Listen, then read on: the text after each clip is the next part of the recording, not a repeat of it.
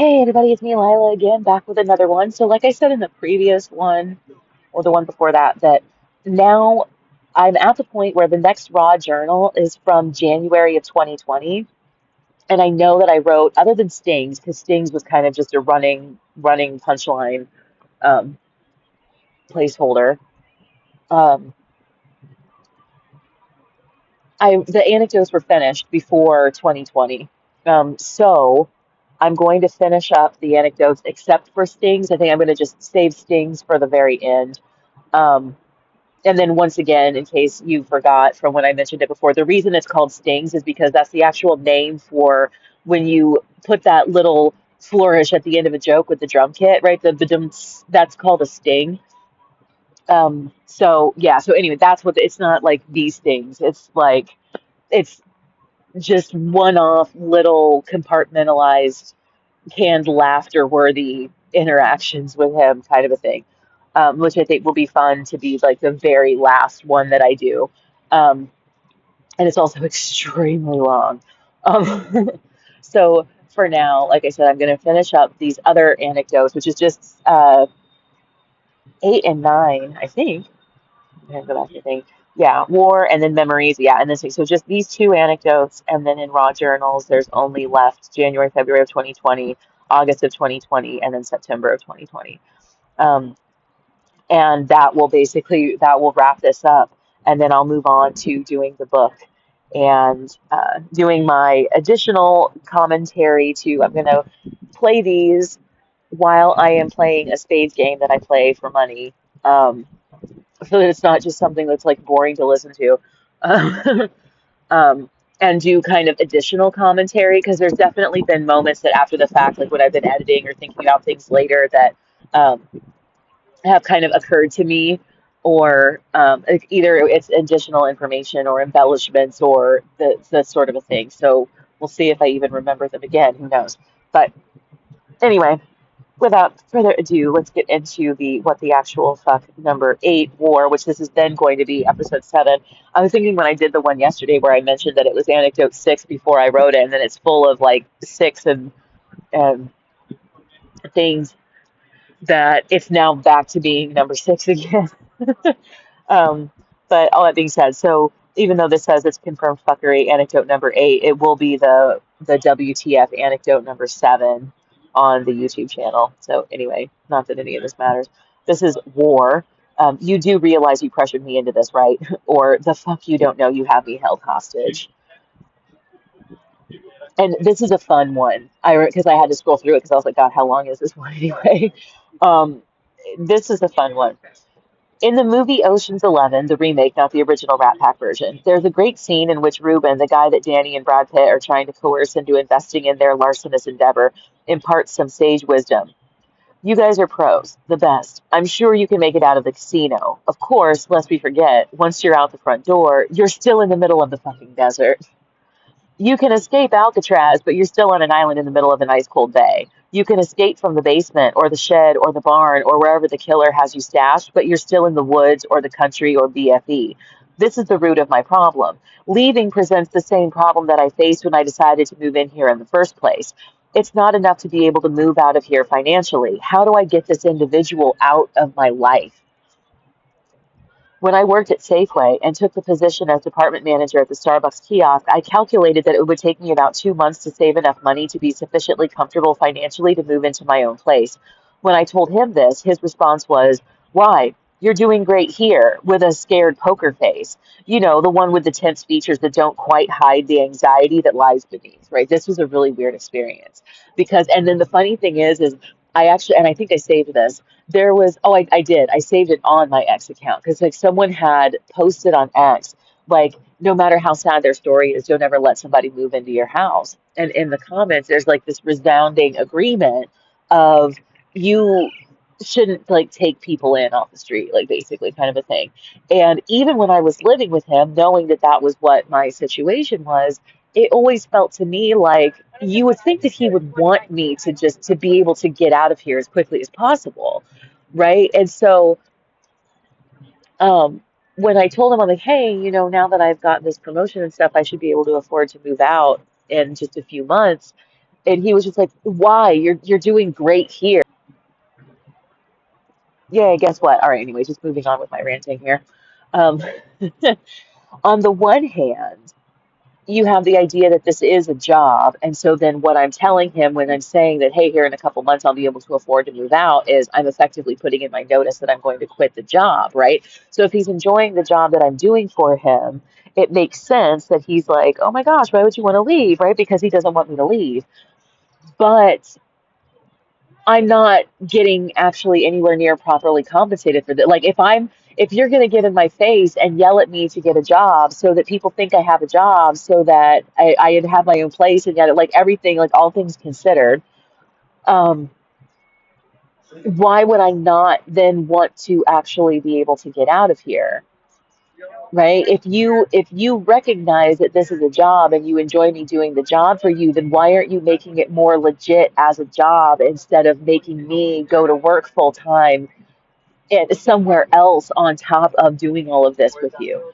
So this just speaks to the fact that he doesn't understand how difficult he actually is to be around and just how kind of obnoxious this situation really was. Um, so then on the other hand, you have the idea that maybe he thinks that I'm benefiting from this in ways above and beyond what I have access to. Right. So whether we're talking conspiracy theory or say him thinking that I have like a drug or alcohol problem, let's say, something to that effect, where he's thinking that it's good for me to be living with someone else for some reason. So, like, he doesn't want me to leave and doesn't think that I want to leave. So that when I'm saying this, he wants to make it clear that he doesn't want me to leave. But all I have access to is this was always a job, and I don't actually like or appreciate this job. So, I would actually like to get out of here as quickly as possible. So the anxiety behind, because like think about it, if you didn't want somebody to quit and leave or whatever, right? You wouldn't be anxious about them saying like, hey, like I'll be able to get out of your hair and like okay, if you've watched The Big Bang Theory, like when what's his face was living with what's their faces after they had the baby and stuff, right? Like let's say like everything was hunky dory and and they loved it because he was helping out. He was basically a live-in nanny. So if he says, "Hey, like now that everything's back together, I'll be able to move out by the end of the month," and you want to be like, "No, oh my God, like but we love having you here. You're so helpful."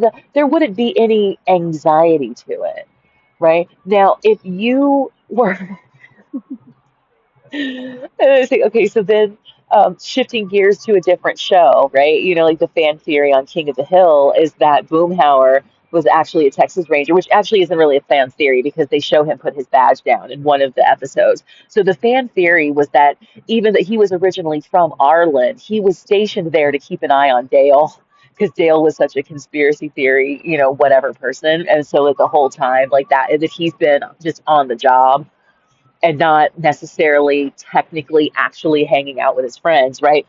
That if Dale all of a sudden was like, I'm going to expand my business. I think I could make it in Dallas and I'm going to move, right? Boomhauer might all of a sudden say coherently, like, but why? You're a staple of Arlen. Why would you ever want to leave and go anywhere else?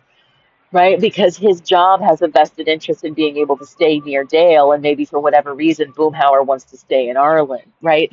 That's the sense in which he replied to me, right? Was like that he is getting more out of this than meets the eye, or believes he's getting more out of this than meets the eye. Or that when faced with, and this will come up again when I start talking about when I was working for the census, but I'll, just as like a little bit of, foreshadowing or a little tasty morsel of a trailer, so to speak, right? Um, that this attitude is going to carry over a little bit. That he thought that he had like having me on a leash was something that was beneficial to him above and beyond having someone living with him that could cook and clean.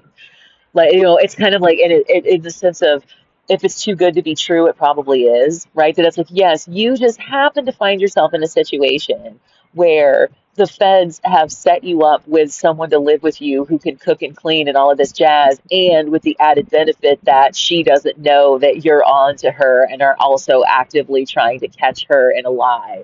So you could turn her over to authorities, right? So, like I said, like hypothetically speaking, but I actually feel like that's what he thought was going on here.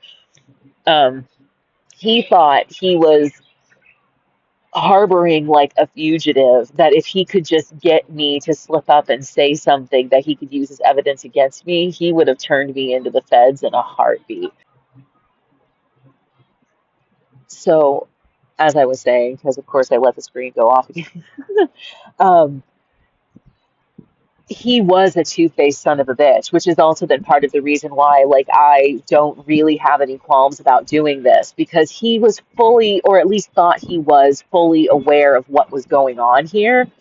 And he was actually being an asshole to me, pretending to be my friend and then trying to get me to slip up and tell him something incriminating on the sly. And what he was really doing was kind of broadcasting that he thought something else was going on that wasn't actually going on. And this all tracks because this note is ultimately kind of going to be about that. Um, but you'll see what I mean.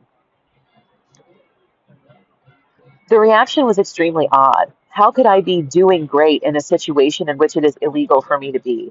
The simple, objective fact that this situation is not okay seems entirely lost on him, except, for instance, when the general manager is in the building or the inspections come around. Then it's all hush hush, or I have to leave for the day. He also smokes in the apartment, which is grounds for eviction as well, but it seems that these risky behaviors are fundamental to his life quality. It explains the pathological lying, the heavy-handedness, his controlling attitude, his high-strung disposition, ignoring the advice of his doctor about smoking and salt. He may actually be crazier than I'm giving him credit for. I choose to err on the side of not terrifying and say that all of these things stem from just a sense of entitlement, right? But like he might actually be a psychopath, right? Or a sociopath of some kind, right? He may actually be a bad person. And who knows why or how he was chosen to play this role that they mind fucked him into, right? Who knows how bad he might actually be. Ugh, no. Translate. It's too funny. Okay. Oh my God. Stop. Okay. Things at Safeway went downhill due to a number of factors, but his behavior is withstanding. One morning, I woke up to a text message from the store manager asking where our coffee filters were. I was perplexed because at that hour we should have had an opener there. Why was she texting me with a question like this at 5 a.m.? Why wasn't there a phone call earlier because the opener didn't show up? So we opened at 5. So the person who opened would come in at 4. So if nobody showed up to open, why are they now texting me at 5 a.m. when Starbucks is supposed to be open, asking me where the coffee filters are? And it's like, you want to know why? Because the management at that store paid so little attention to us, they didn't even notice that the opener hadn't shown up for work until they went to buy coffee for themselves at 5 a.m. and realized no one was even there. That's why. And then they wondered why we were all always so disgruntled and upset. We were paying union dues and never took our lunches on time, and would like I've worked a 10-hour shift alone before, not getting any of the breaks and lunches, but we're paying union dues in order to have rights to those things. Like it was complete and utter bullshit. Like that's one of those like I want my money back. Like every dime that I paid to that alleged union was literally just funneling money to a criminal organization. That's it. It's union my ass. Okay? Union my fucking ass. That's why I said that it's like there's a lot of things that I fucking hate. Like, ooh, lots of places I'm pissed off at and things that I can't stand and all of this stuff to a point where, like, if I actually boycotted stuff that has fucked me over, I wouldn't be able to do anything but, like, drink out of a stream. I mean, drink water from a stream and lick the slime off the fucking rocks. Because at this point in my life, I feel like everything has kind of done me wrong or sideways.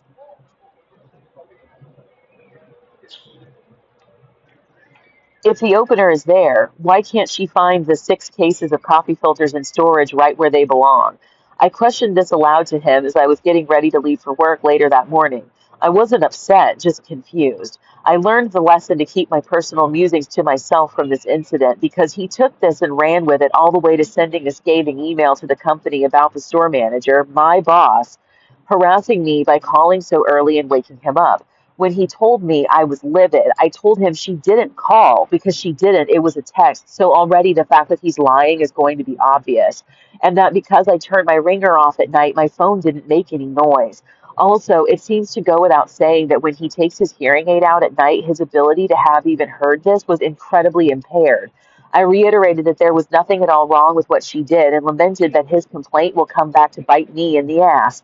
Indeed, it did. I had to endure a conversation with her about what happened because, of course, she got scolded for something she didn't even do. The last thing you want is to get on the bad side of a high strung, self centered little bitch, right? The store manager was a horrible person to begin with, a complete and utter fucking bitch. Like when she left and they wanted to do like a fun, like going away prank, they saran wrapped her car shut and then covered it in fucking shaving cream. Like, I mean, managers people like get like flowers and a card and like people pool their money together to get them a fucking Bed Bath and Beyond gift card. They don't saran wrap your car shut and cover it in whipped and shaving cream, right? This woman was terrible, terrible person too. Like I said, this is working at Safeway was hands down. I mean, even in light of the fact of dealing with him, working at Safeway was hands down, bar none, the absolute worst like W-2 hourly wage job that I have ever had in my entire life. Like by far, it eclipses, absolutely eclipses anything else, right? Even as much as I've had like horrible things with every other employer basically that I've ever worked for since moving to Hawaii, Safeway, it doesn't, it's not even a contest. There wasn't a single pro to working at that place. The pay was shit, the union dues, to be in a union that didn't do anything for you, the horrible scheduling, the constantly ignoring my availability, people being shitty to me because I was his caregiver, the lack of respect for the fact that this was just supposed to be like a part-time side hustle for spending money, not my career, right? And all of this stuff, being asked to step down because I was being insubordinate when I finally pointed out that they shouldn't be calling me every chance they get when I'm on my day off, and like the way that they were treating me. That's not insubordination, right? It's beyond the worst job in the world. If you offered me a salary to go back to work at Safeway that would make me financially comfortable, or just go back and live with him, I would choose him. That's how bad fucking working at Safeway is. I hate that place. And I don't know where they get off charging the prices they do, but I swear to God, here at least, things at Safeway cost literally twice as much as they do anywhere else. Like a can of chunky soup at Safeway is like $5.49 and it's $2.25 at Walmart and Target. It's been completely out of line. Like when my birthday rolled around, they gave me a $5 like freebie coupon in the app. I didn't even use it. Like, and I was at the end of like having food stamps and stuff. I was like, man, I could either do surveys to make $3 to buy a bag of chips, or I could go to Safeway and use this free $5. I just did surveys till I could afford a bag of chips, and then like went hungry the following day until I got my food stamps on the 5th. Like, I cannot stand Safeway at all.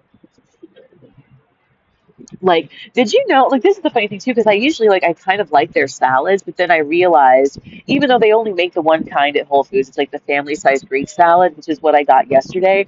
For 16.99, that was a lot of salad. It's like twice as big as what cost 9.99 at Safeway, and it was higher quality with more fun ingredients and better dressing and like, all that. Like, it eclipses. Like I said, it's Safeway all the way around is like the worst grocery store and the worst job like ever fucking imagined on the planet. I can't say enough negative about it. Okay, anyway, and I know I'm probably starting to sound like you sound like you're just a fucking negative, complaining, whiny bitch. No, I promise you I'm not. It's just this. The reason that I'm talking about this stuff in the first place is because it's that bad to get me to talk about it to begin with. Right? Okay, so anyway, The outcome, though, was that Safeway sent an apologetic email with a $25 gift card. This is something that companies typically do, but it just reinforces bad behavior. It's candy to stop a temper tantrum, and as the caregiver for someone who seems to have a severe problem with this, it caused me to take it in both ends with no foreplay. Right, so like he got a $25 gift card. I had to take shit from my boss, to take shit from him, to for him to be bullshit, to take more shit from my boss, and then take shit from and have to deal with him telling him like you're making my life a miserable living hell, dude. Which is kind of funny because it's almost like some of this stuff is backfiring. Like he thinks that, oh man, like if I was better to cancel, like maybe if I do this and whatever, like then she'll want to stay. But it's like this is exactly it's like, but it's almost two birds with one stone. Maybe they'll fire her and then she won't be able to afford to move out. Or she'll see that I'm someone who's worthwhile to stay being around, right? Like I don't really know how to take his behavior, but it doesn't seem to be genuinely motivated. It's motivated by an ulterior motive, one way or the other.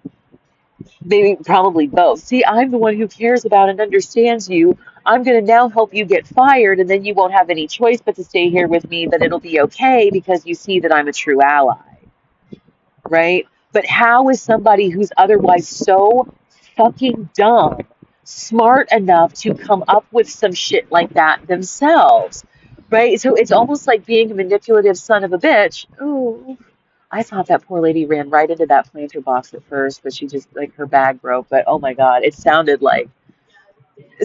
Oh no, I hope she's okay. Okay, anyway, um, no, I lost my train of thought because it was funny because it was in the bag was like a big container. I don't know if it's like bleach or laundry soap, so like that's why the bag broke. And then it made me think of this reel that I have like the reels. Then I'm going to put as like the intro beginnings when I do this with the spades. And so like by the time anybody's listening to this, probably like you will have seen what I'm talking about. And so now I know which I'm going to just take it as a sign from the universe to use this particular reel because it's a story from a girl who was, because if I use it, then you'll already have seen it. But this, okay, so here's the meta, right? This reel from the girl who's deaf talking about how she had this weird incident at the grocery store, thinking that the cashier was asking her to put the laundry soap in a bag. It still cracks me It still cracks me up.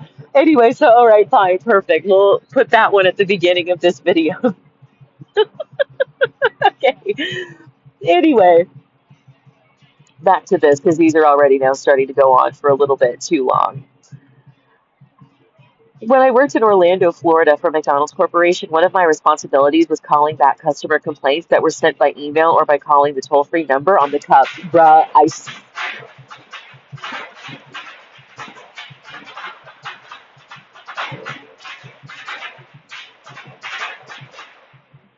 so those were firecrackers. It is still Chinese New Year season, so it is what it is. The fireworks are really popular here, basically year round anyway. But yeah, those were firecrackers. We're safe. Don't worry. Um, um, so I was just at McDonald's this morning and had a horrible customer service experience over my coffee that I don't really want to get into. But basically, like every day when I go over there for coffee, I get my coffee and then you get one refill, right? But whenever I go up to get my refill, instead of taking my little receipt and remaking it with the cream and sugar that I originally ordered it with, they just give me a new cup of black coffee and walk away. So what I did was I started ordering my first coffee with double the cream and sugar. And then when I've got about a third of it left and it's cold, I go and I get my refill and then I top off my own black coffee because I'm thinking that it's for a food safety thing that they can't take your cup back across the counter. So this morning when I asked for my coffee refill, they wanted me to just hand them my cup. And I was like, they usually just give me a new fresh cup with just the black coffee in it. So then they kind of acted huffy about it and turned around. But when she came back with the cup with the black coffee in it, she wanted me to hand her my old cup. And I was like, why? And she's like, I'll throw it away. And I'm like, I'm not done with it. I'm going to use this to top off the black coffee for the cream and sugar. And she was literally standing far enough away from me that I couldn't reach her to take it from her hand. Like, she's literally like, no, give me the other one before I give you this one.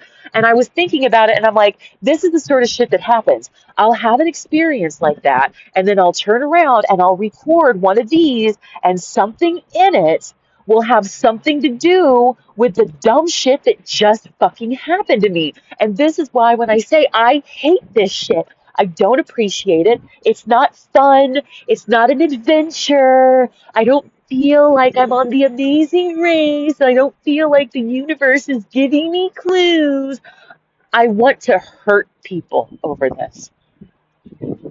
I want to sit back and laugh as I finally get to watch other people suffer. That is how this makes me feel. That's the God's honest truth. And I knew as I was walking from the McDonald's back towards down here, downtown towards the library, because today's the day that they're open late. So even if I get there at noon, I'll still have the same amount of time, blah, blah, blah, blah, blah. And it occurred to me, whatever recording that I'm doing for today is going to have something to do with fucking McDonald's customer service. And here the fuck we are. And there's not a goddamn thing that I can do to prove to anyone anywhere ever. There's no receipts for this. You would have to just fucking believe me. It's unbelievable. Whoever the fuck is doing this, I want to rip their hair out one strand at a time. I want to dip their toes in gasoline and then make them sit within a foot of a fire. Do you know what I'm saying? Like, I want to creatively torture these people. Remember how I said it before, like that it's like I want to make people walk on eggshells, but those eggshells are broken glass for the rest of their lives. Whatever the fuck this is, if they were trying to like beta test communication via implicature or like whatever this is, all they're doing is actually driving me nuts and pissing me off. They're just making me hate the earth. Like, there was a part, I'm like, is this some sort of bizarre ass resiliency astronaut? Who the fuck are we even going to send to colonize Mars bullshit? Because I feel like what they're actually trying to do is just make me hate the earth. They want me to hate the world. And I don't know why. I don't know why anyone anywhere would expend so much effort and resources to just piss someone off and make their life weird. I don't know why anybody would do this. I don't know. I mean, I'm here, like I said, that it's like there's no receipts for this, right? There's no way for me to prove any of this is true.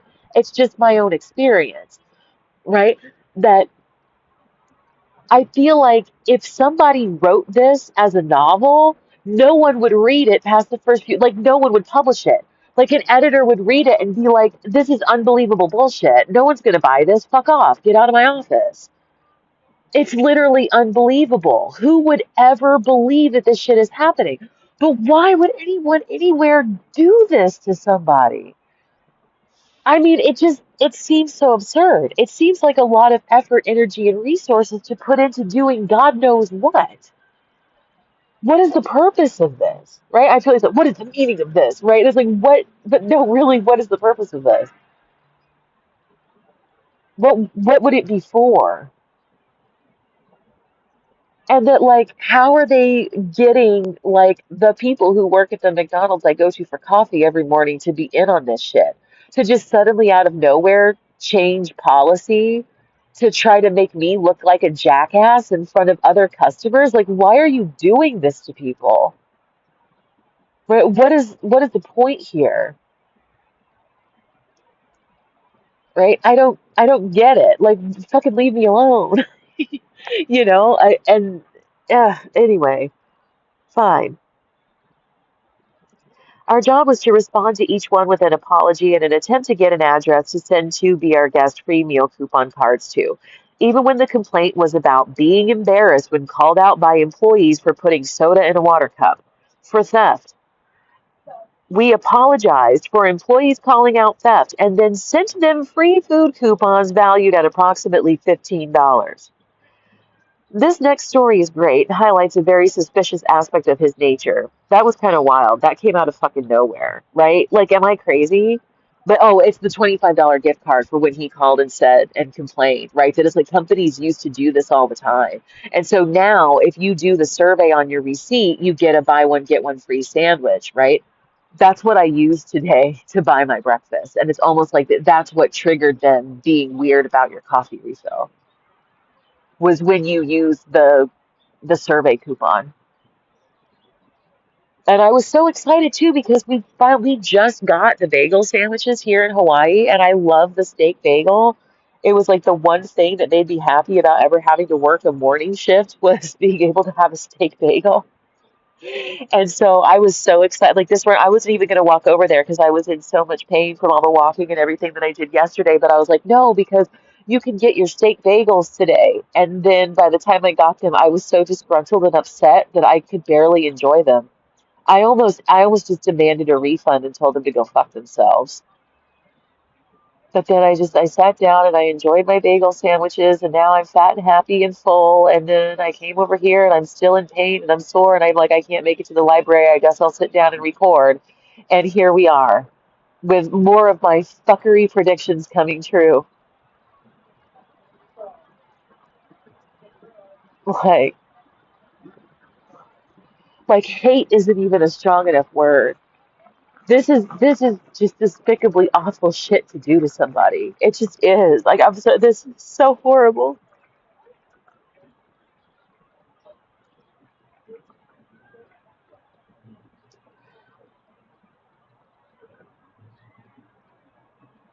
And there's a part of me that feels like they're not going to release me from this shit until my quote unquote attitude changes. Because now they're afraid. Like, oh shit, we've really gone too far, haven't we?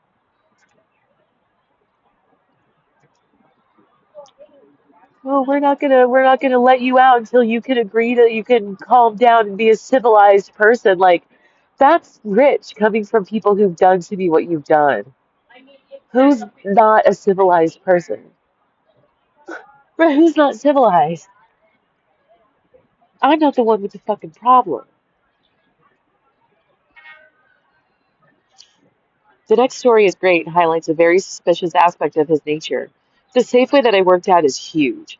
It is an above ground store. Sorry, I don't know how to describe it very well. The parking lot is on the actual ground floor street level, and then the store is built up on top of what I can only describe as stilts and the support from the modest collection of stores below. So like there's like a little mini strip mall, right, with mobile phone, T-Mobile, a small locally owned Chinese food restaurant, right, and then in like one corner, and then there's just other like then in the middle-ish of the store, there's like elevators to get up into the store and stuff like that, right? So anyway, so this is how like they have the parking lot's a covered parking lot, basically.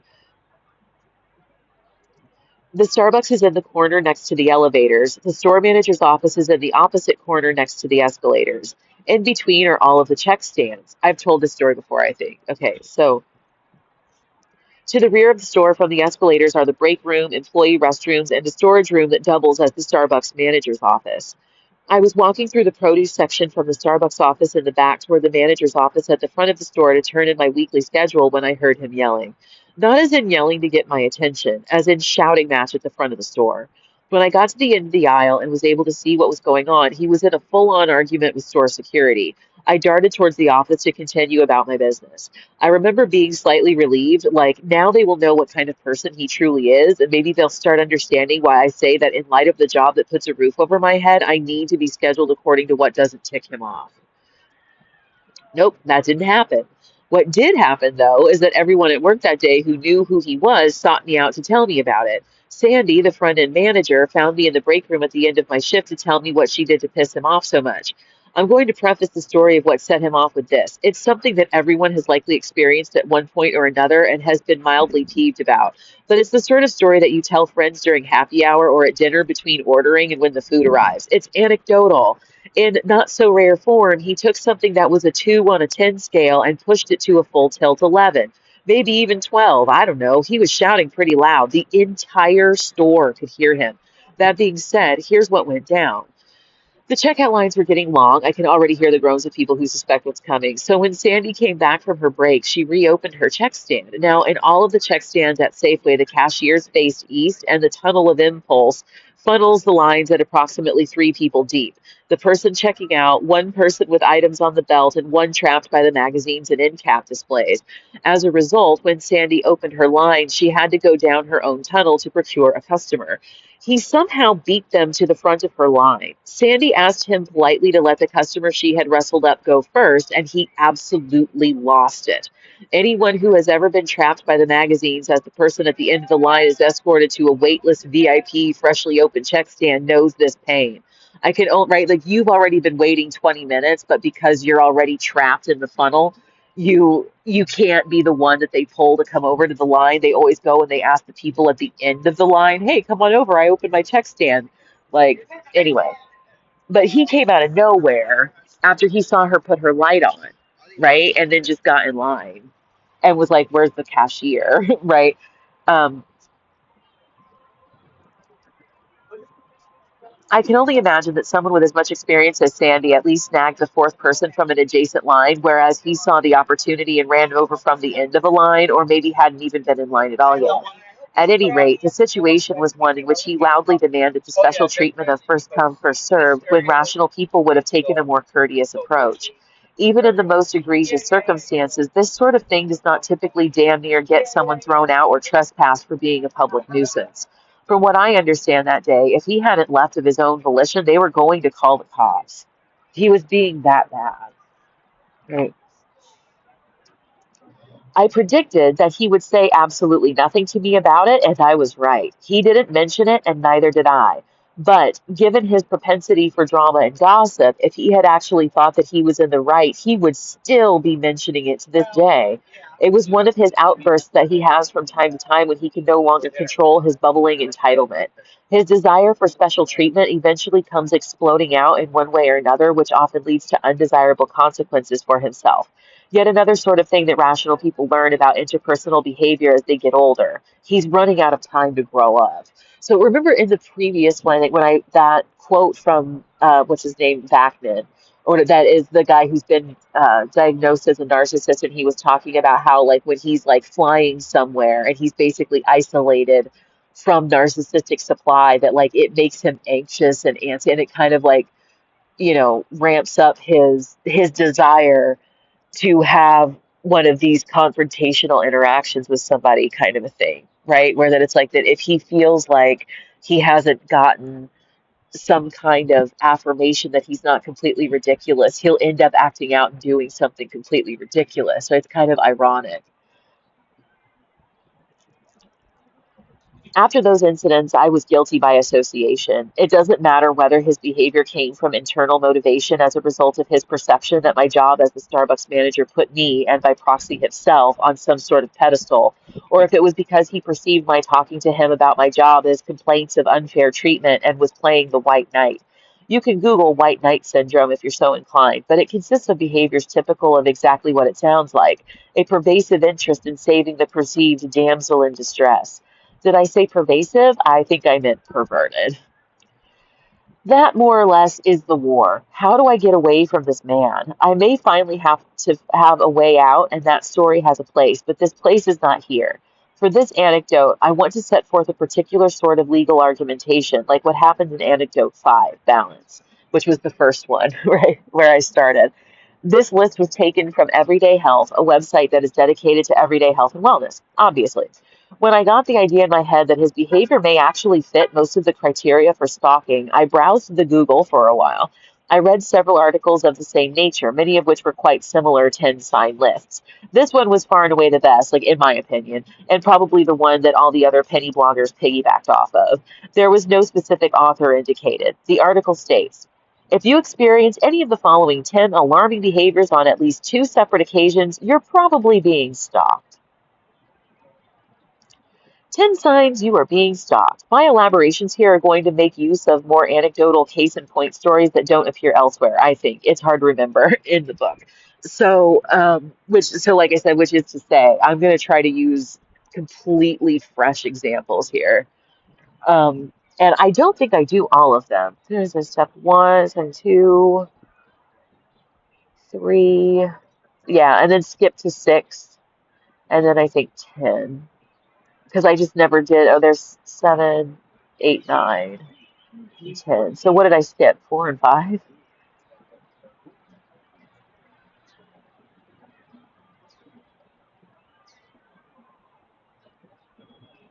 Yeah, three, four.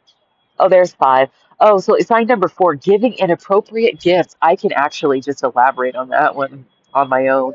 This has gotten kind of long, I think, for this video. So I'm going to go ahead and stop it here and make this a separate video in and of itself since it's pretty compartmentalized. Um, and I don't know, for some reason, I have an entire blank page here. So, yeah, so like I said, let's end it on that note then for now. If you experience any of the following 10 alarming behaviors on at least two separate occasions, you're probably being stalked. And then next time I'll do the 10 signs you're being stalked. I want to end this with my story from yesterday. So usually when I get my money, I put it in my savings account because I use Chime, which is actually a high yield, like 2% APY savings. And then that way, if there's some weird unknown charges of stuff that's trying to come through, it can't get to my money and take it before I can spend it on what it's actually allocated for.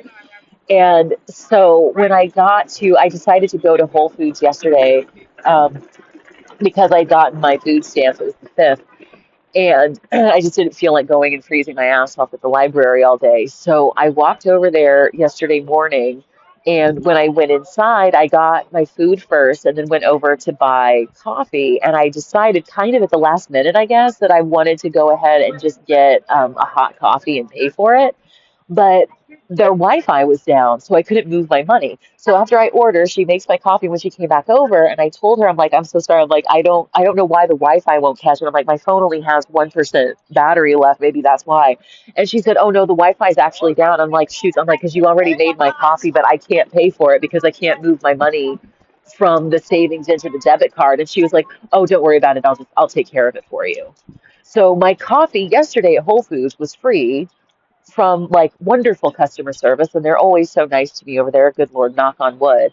But I can't go to a fucking McDonald's without being treated like the scum of the earth, which I think is really is odd too in and of itself. I mean, like I don't know. I guess because maybe I fit the like dirty organic hippie mold. I don't know. I'm not particularly dirty or otherwise like homeless looking, so maybe to a certain extent, I just kind of I'm a staple over there now, so they just leave me alone. But for some reason, it's like the McDonald's is weird, real antsy and weird. And it's like, dude, I've seen people come in there at night and fucking lay down in the booth and scream and yell at their hallucinations while they're high on drugs. I go in there and I can't even fucking have consistent coffee service at 7 o'clock in the morning. I mean, come on. Whatever this shit is, it's shit. And I don't know how to make it stop. Bye.